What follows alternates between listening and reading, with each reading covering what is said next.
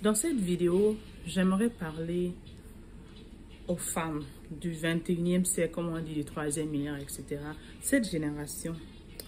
J'aimerais vraiment parler de t'apprendre à t'aimer comme tu es.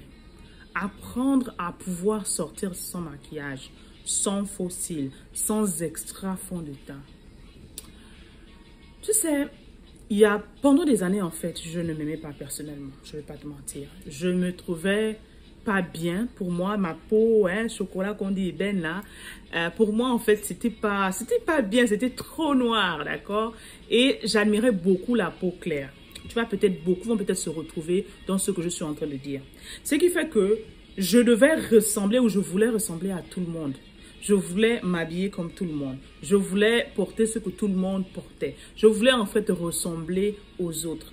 Sauf que lorsque tu commences à avoir ce genre d'attitude, ce genre de pensée, tu te dénaturalises en fait. C'est-à-dire que non seulement tu dis à Dieu que Dieu s'est trompé de t'avoir fabriqué, d'avoir pris le temps. Parce qu'on dit que le Seigneur a pris le temps de nous façonner à son image et à sa ressemblance. Donc tu ressembles à Dieu.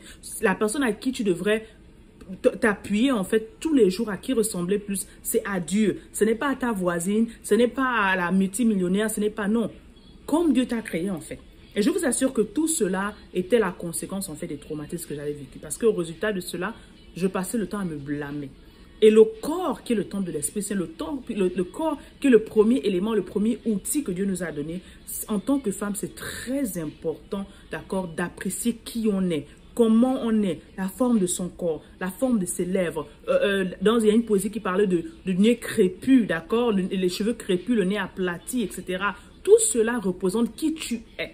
Je dirais encore, ta mission est attachée à qui tu es, d'accord? Ton histoire est attachée à cela. Les personnes que tu vas toucher, les personnes, l'audience que tu es censé attirer, te ressemblent plus ou moins, veut te ressembler plus ou moins. Donc, plus tu es original, plus tu es toi-même, d'accord? Plus tu es unique, parce que chaque personne est unique. Chaque personne a son histoire unique. Chaque personne a une beauté. Mon teint Eden que je n'aimais pas aujourd'hui, je vous assure qu'aujourd'hui, après avoir pris le temps de travailler sur moi-même, j'ai repris confiance en moi-même, ce que je vous enseigne, donc je reprends ma couronne et je te dis encore de venir t'inscrire dans ce bootcamp de 21 jours. Je travaille la beauté intérieure. J'ai compris que même aujourd'hui, j'ai des photos sur Internet, j'ai des vidéos sur Internet dans lesquelles des fois, je ne suis pas maquillée du tout. Des fois, je n'ai même pas de rouge à lèvres. Je suis juste bien coiffée tranquillement parce que c'est quand même important, d'accord? Je me présente plus ou moins bien, d'accord? Ou je me sens belle en fait à l'intérieur de moi. Avant, c'est quelque chose que je ne pouvais pas accepter en fait. C'est quelque chose que je ne pouvais pas accepter parce que pour moi, je me sentais presque nue en fait. Je me sentais presque vraiment, pas du tout belle. Est-ce que c'est comme ça que tu te sens en ce moment? Est-ce que, surtout qu'aujourd'hui, il y a toute cette histoire de réseaux sociaux qui est montée, il y a l'histoire des influenceurs, influenceuses, etc. Et on veut tous ressembler à quelqu'un. Laisse-moi te dire, ma marraine, ta beauté, d'accord, est vraiment reliée, est vraiment, ton unicité est cachée derrière ta beauté en fait. Ta manière de te présenter, ta manière même d'attacher les cheveux, ta manière même de te coiffer, ta manière de te vêtir, ta manière de sourire, tout cela représente certains éléments qui font partie de ta beauté. Mais la plus grande beauté sur laquelle je t'invite à travailler et sur laquelle j'invite également beaucoup de reines à travailler dans Eve Academy, c'est vraiment d'accord dans la beauté intérieure, dans l'identité que tu as.